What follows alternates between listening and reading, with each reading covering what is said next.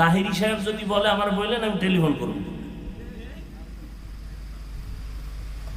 ও পারে না আমার সাথে বুকে বুক লাগে। খবর আছে এমনি গো, খবর আছে। অল্প দিনে দেখবেন এদেশের সব ওলামায়ে কেরাম এক স্টেজে চলে আসছে ইনশাআল্লাহ। অল্প দিনে দেখবেন।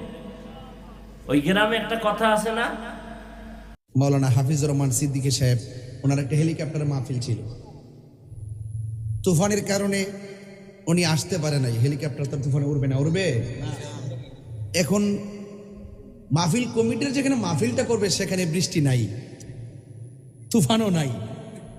বুঝতে পারতেছে কথাটা? এখন যত কিছুই হোক, একটা মাহফিল যখন করে কমিটিরা অনেক কষ্ট করে আয়োজনটা করে, এটা সত্য। কিন্তু যেহেতু তুফানের কারণে হেলিকপ্টারটা উঠতে পারতেছে না, সেই বিষয়টা কিন্তু কমিটিদেরকে বুঝতে হবে। কথা বলেন ঠিক না?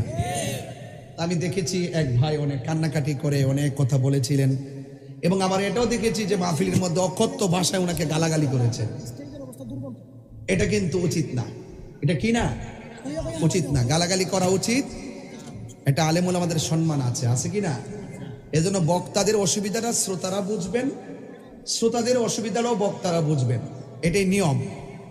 কখনো বক্তাদের অসুবিধা হবে, শ্রোতা বুঝে নিতে হবে, কমিটি বুঝতে হবে। কখনো কমিটিদের অসুবিধা হলে বক্তাদেরকে বুঝতে হবে। কথা বলেন ঠিক কিনা? কিন্তু আলেমুল আমাদেরকে গালাগালি করা যাবে